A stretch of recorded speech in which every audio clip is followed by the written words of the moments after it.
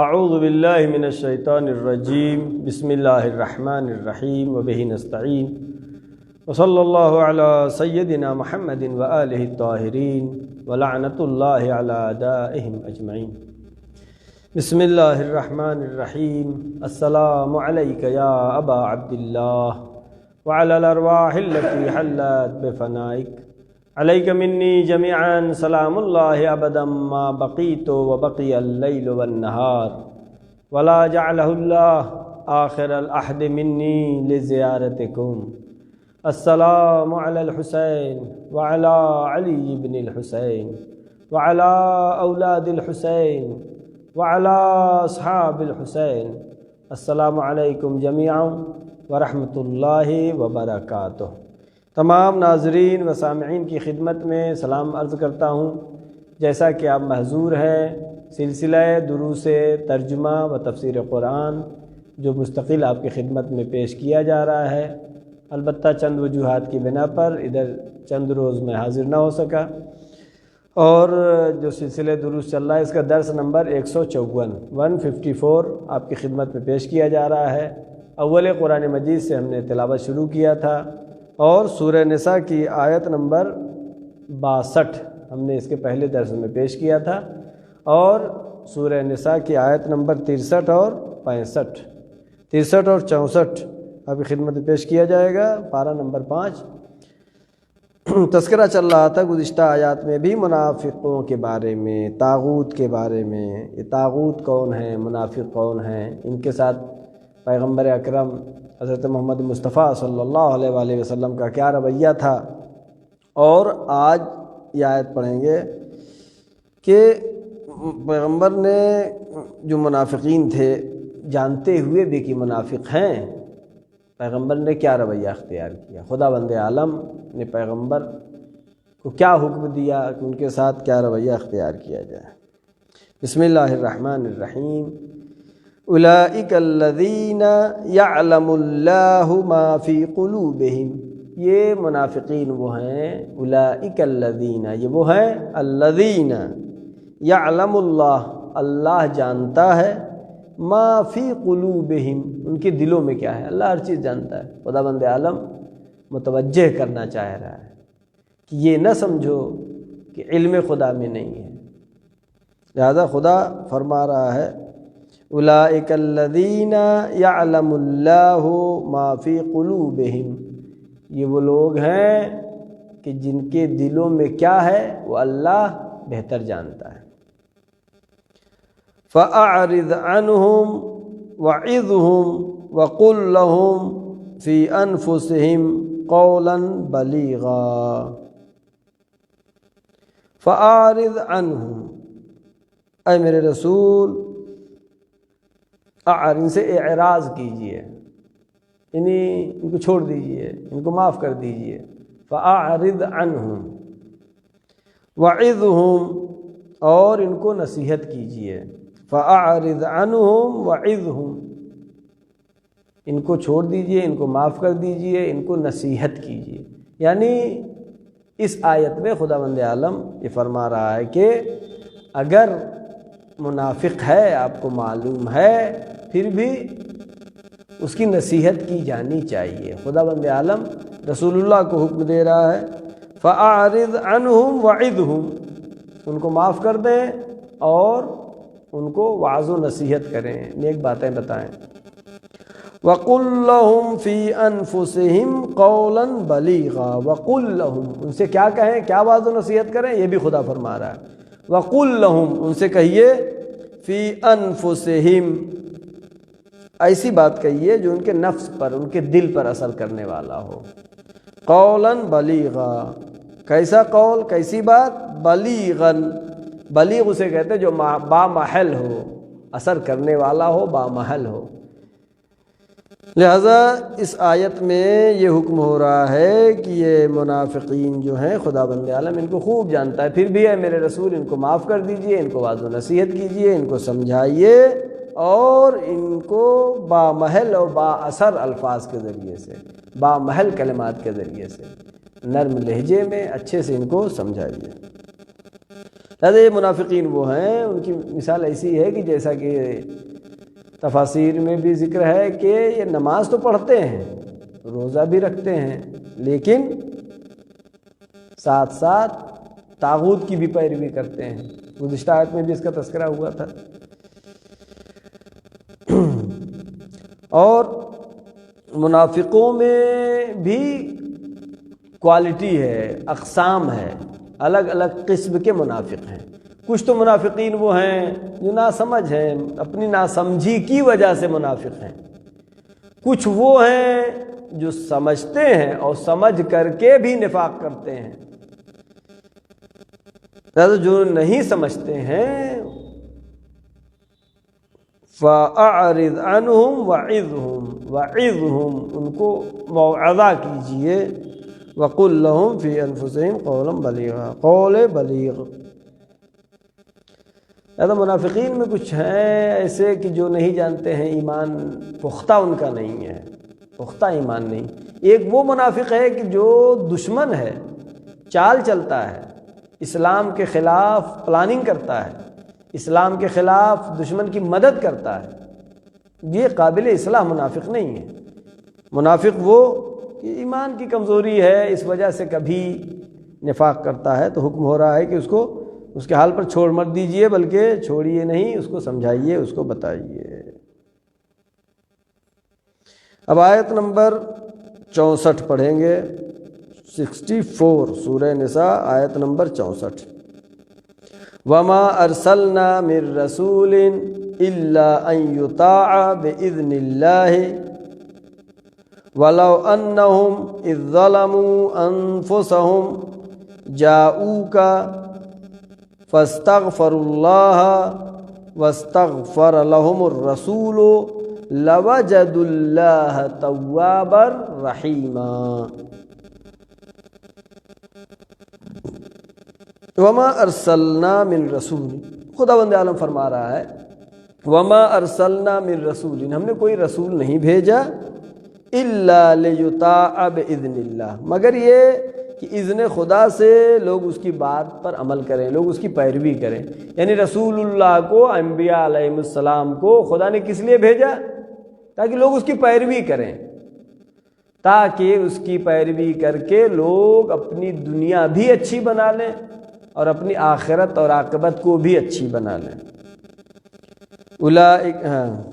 وما ارسلنا من رسول، خدا فرما رہا وما ارسلنا، ہم نے نہیں بھیجا، من رسول، رسول کو، الا لیطاع باذن اللہ، مگر یہ کہ لوگ اس کی اطاعت کریں حکم خدا سے۔ باذن خدا کوئی چیز نہیں ہو سکتی، عمل کریں، لوگ اطاعت کریں اذن خدا سے۔ وَلَوْ أَنَّهُمْ إِذْ ظَلَمُوا أَنفُسَهُمْ، اے رسول وَلَوْ أَنَّهُمْ، اگر یہ لوگ اِذْ ظَلَمُوا، جب یہ نافرمانی کریں، کون لوگ؟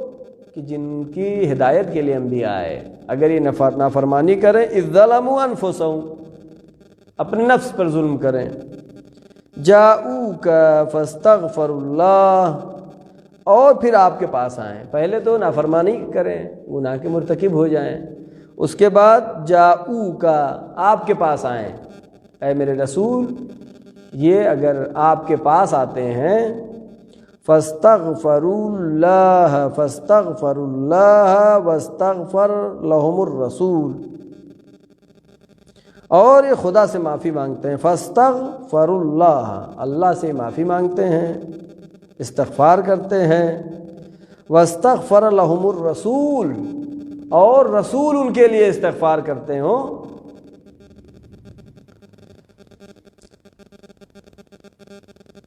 لَهُمُ الرَّسُولُ لَوَجَدُوا اللَّهَ تَوَّابًا رَحِيمًا، اے میرے رسول آپ پائیں گے، آپ احساس کریں گے، لَوَجَدُوا، یہ لوگ پائیں گے، یہ لوگ احساس کریں گے، کون لوگ؟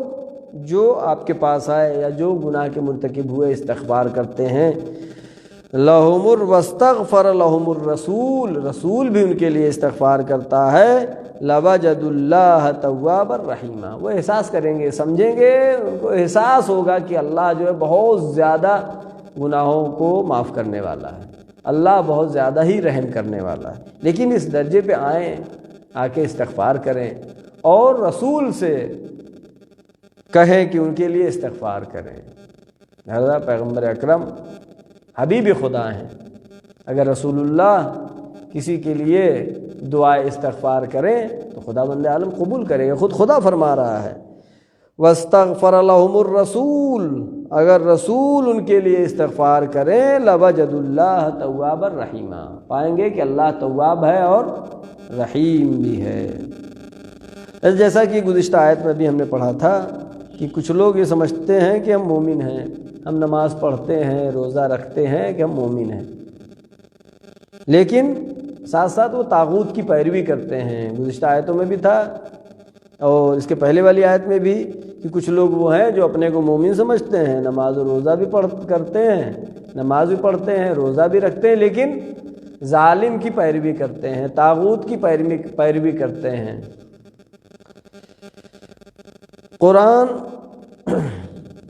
لہذا قرآن مجید میں جو بار بار حکم ہو رہا ہے کہ طاغوت کی پیروی نہ کرو، معصوم کی پیروی کرو، طاغوت کی پیروی نہ کرو۔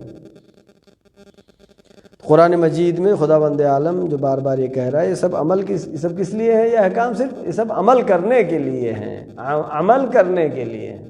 جب قرآن کہہ رہا ہے اقیموا الصلاۃ آتوا الزکوٰۃ، نماز پڑھو، زکوٰۃ ادا کرو، ساتھ ساتھ یہ کہہ رہا ہے کہ ظالم کی پیروی نہ کرو، تو ایک طرف سے نماز پڑھ رہا ہے، روزہ رکھ رہا ہے، لیکن ظالم کی پیروی کر رہا ہے۔ درحال ہے کہ قرآن کی تمام آیتیں عمل کرنے کے لیے آئی ہیں۔ آیت میں کیا کہا کہ انبیاء کس لیے آئے؟ وَمَا أَرْسَلْنَا مِن رَّسُولٍ إِلَّا لِيُطَاعَ، اللہ اور رسول اس لیے آئے ہیں تاکہ لوگ ان کی اطاعت کریں، ان کی پیروی کریں۔ اور پھر آیت کہہ رہی ہے اِذ ظَلَمُوا أَنفُسَهُمْ جَاءُوكَ فَاسْتَغْفَرُوا، اگر آپ کے پاس آئیں، جاؤکا آپ کے پاس آئیں، آپ کے پاس زیارت کرنے آئیں۔ لفظ زیارت جہاں پر اتنی عظیم شخصیت کے پاس جانے کی بات ہو، معصوم کے پاس ملاقات کے لیے جانے کی بات ہو، معصوم کے پاس اپنے استغفار کی دعا کرنے کی بات ہو، وہاں پہ لفظ زیارت بہتر ہے۔ اور رسول کی زیارت کے لیے کریں، رسول کے پاس آئیں، تو آیت کیا کہہ رہی ہے؟ وَاسْتَغْفَرَ لَهُمُ الرَّسُولُ لَوَجَدُوا اللَّهَ تَوَّابًا رَحِيمًا، لوگ احساس کریں گے کہ اللہ تواب و رحیم ہے۔ یعنی اس آیت نے بتایا کہ رسول کی دعا امت کے لیے قبول ہوتی ہے۔ اگر امت کے لیے رسول اللہ دعا کرتے ہیں تو رسول اللہ کی دعا قبول ہوتی ہے۔ اور پھر ساتھ ساتھ کہ یہ ائمہ معصومین علیہ السلام وہ ہیں جو زمین اور آسمان کے درمیان رابطے کا سبب ہے۔ ان کے ذریعے سے زمین اور آسمان کے درمیان رابطہ ہے۔ اگر معصومین زمین پر نہ ہو تو آسمان سے رابطہ قطع ہو جائے گا۔ لہذا فرشتے بھی کیا ہے؟ فرشتے بھی استغفار کرتے ہیں مومنین کے لیے، فرشتے بھی طلب بخشش کرتے ہیں۔ اور سب سے اہم چیز جو ہمارے شیعہ عقیدے کے لحاظ سے کہ حجت خدا پردہ غیب میں ہے، امام زمانہ بھی ہمارے لیے استغفار کرتے ہیں، ہماری صحت و سلامتی کے لیے دعا کرتے ہیں۔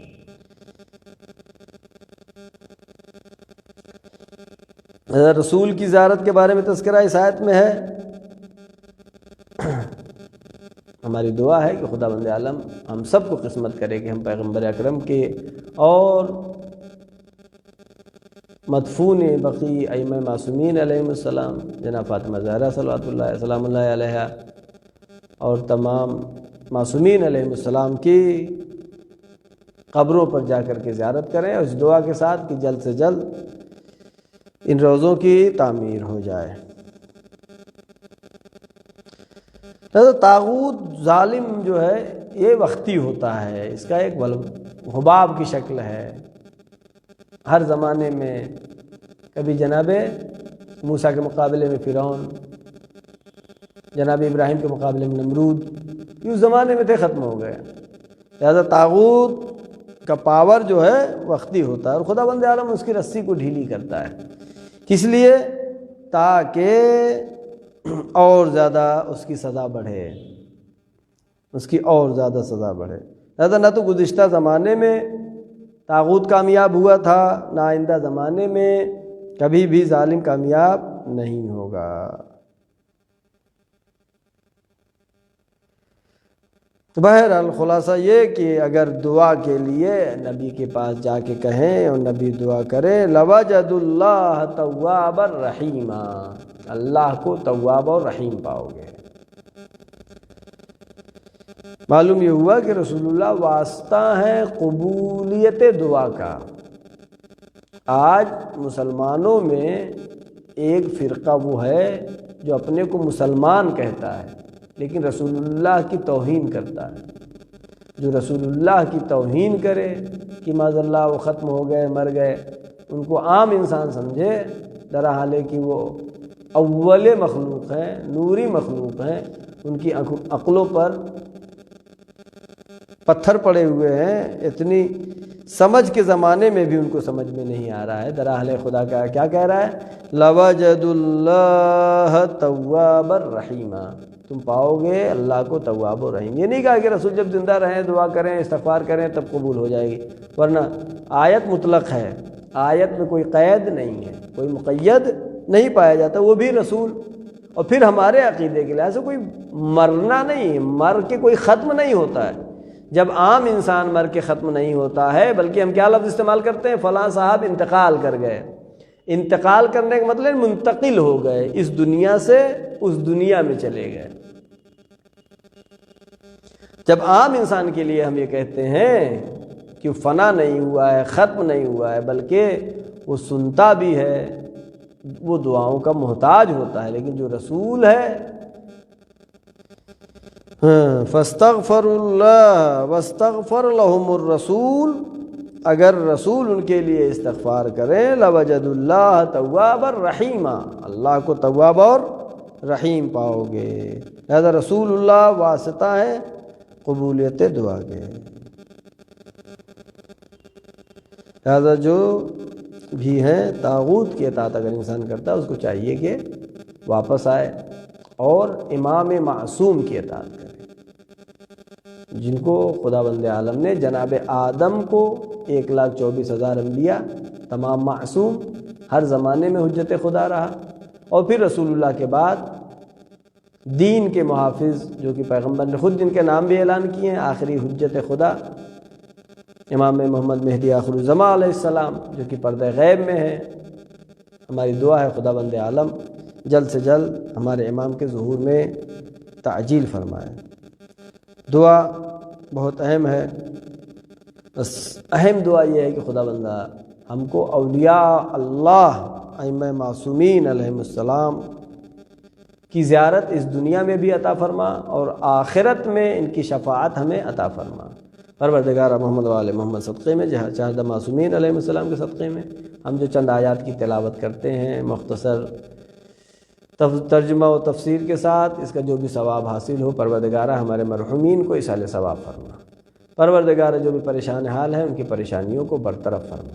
معبود جو مریض ہیں ان کو شفائے کامل و عاجل عطا فرما۔ پروردگارہ جو طلاب علم حاصل کر رہے ہیں ان کو روز بروز ترقی و کامیابی عطا فرما۔ پروردگارہ جو جوان بے روزگار ہیں ان کو بہترین روزی عطا فرما، جو باروزگار ہیں ان کی روزی میں وسعت عطا فرما۔ پروردگارہ جو مقروض ہیں ان کے قرضوں کو ادا فرما۔ معبود ایام عزا چل رہا ہے، پروردگارہ اس زمانے میں کرونا کی مشکلات کی وجہ سے جس طریقے سے عزاداری سید الشہداء ہم کو کرنی چاہیے تھی نہیں کر سکے، پروردگارہ جو بھی ہم سے عزاداری ہم مختصر انداز میں کر پا رہے ہیں، پروردگارہ اپنی بارگاہ ہمیں شرف قبولیت عطا فرما۔ پروردگارہ پرچم اسلام کو سربلند فرما، پرچم کفر و نفاق کو سرنگو فرما۔ علماء اکرام، مراجع اکرام، بلخص آیت اللہ سیستانی و مقام معظم رہبری کی حفاظت فرما۔ پروردگارہ ہمارے تمام گناہان صغیرہ و کبیرہ کو معاف فرما، ہمارے مرحومین کے تمام گناہان صغیرہ و کبیرہ کو معاف فرما۔ معبود امام زمانہ کے ظہور میں تعجیل فرما، ہم سب کو ان کے یاور و انصار میں شمار فرما۔ وآخر الدعوانا ان الحمدللہ رب العالمین، والسلام علیکم ورحمۃ اللہ وبرکاتہ۔